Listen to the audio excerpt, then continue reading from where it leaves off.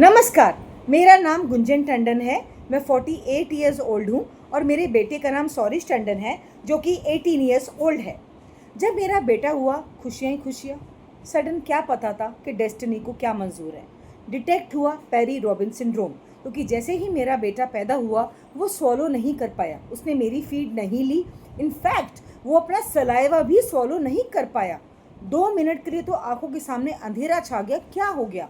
Immediately हमने Gangaram hospital में, जो दिल्ली का बहुत माना हुआ हॉस्पिटल है, शिफ्ट किया उसको।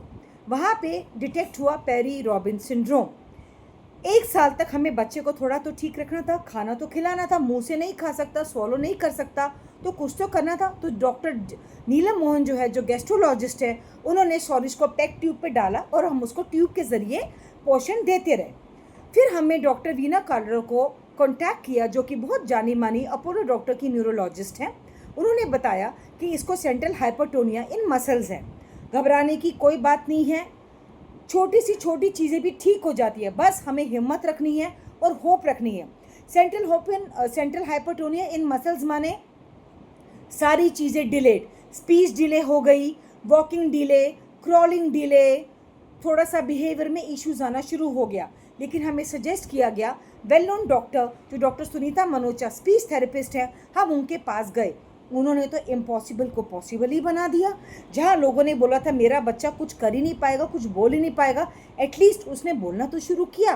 क्योंकि मेडिकल प्रॉब्लम मेरे बेटे की ये थी, हमारा जॉ होता है ऐसे, लेकिन मेरे बेटे का जॉ था ऐसे, आपको शायद ठीक से नज़र आ रहा होगा। तो उसकी मेडिकल इश्यू था कि जब इस जॉ को एक्सपैंड किया जाएगा तभी मेरे बेटे की स्पीच ठीक हो जाएगी। लेकिन उस एक्सपेंशन को एटलीस्ट जब वो 18 ईयर्स का होगा तो तब होगा। साथ साथ हमने स्पीच थेरेपी कराई। उसके साथ डॉक्टर सुनीता मनोचा ने हमें एक स्पेशल एजुकेटर को रिकमेंड किया, जो कि हमारे सुजाता देव थे, वो कि वेल नोन स्पेशल एजुकेटर है। उन्होंने हमें सौरिश की सारी चीज़ें देखी, सारी प्रॉब्लम्स देखी कि सौरिश की सारी प्रॉब्लम्स क्या है। लेकिन वो कहते हैं ना, हर चीज़ का सल्यूशन होता है। हमें सारी चीज़ें बताई गई, ऐसे जैसे उसके डिलेड माइलस्टोन थे, राइटिंग में प्रॉब्लम थी, बिहेवियर इश्यूज थे, स्कूल में प्रॉब्लम हो रही थी, सेटलिंग प्रॉब्लम हो रही थी, एंजाइटी इश्यूज थे, अटेंशन स्पैन बहुत पुअर था। उस चीज़ों में धीरे धीरे करके बहुत सुधार आया। बट कभी कभी लाइफ इतनी इजी नहीं होती है। वैसे ही लाइफ बिल्कुल जिग जैग चल रही थी। लेकिन अचानक से मेरे हस्बैंड की ट्रांसफरेबल जॉब होनी शुरू हो गई, ट्रांसफ़र होती गई सिटीज़ बाय सिटी। अनफॉर्चुनेटली हमें डॉक्टर सुनीता मनोचा से अपना संबंध, थोड़ा सा कनेक्टिविटी कम करनी पड़ी, तोड़नी पड़ी, क्योंकि वो पॉसिबल नहीं था।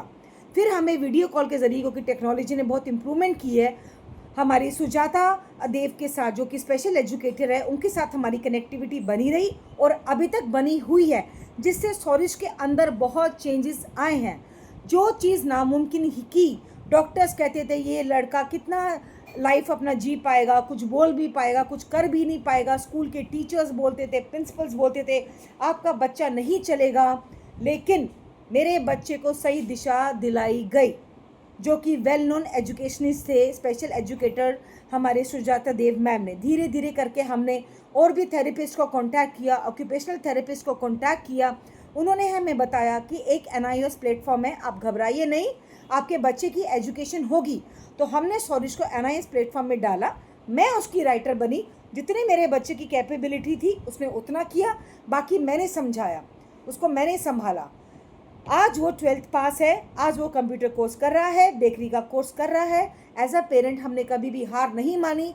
बहुत हर्डल्स आए, कभी कभी कुछ चीज़ें फैमिली से भी हमें सपोर्ट नहीं मिली, रिलेटिव से सपोर्ट नहीं मिली, लेकिन मैंने और सौरिश के पापा ने कभी हिम्मत नहीं हारी।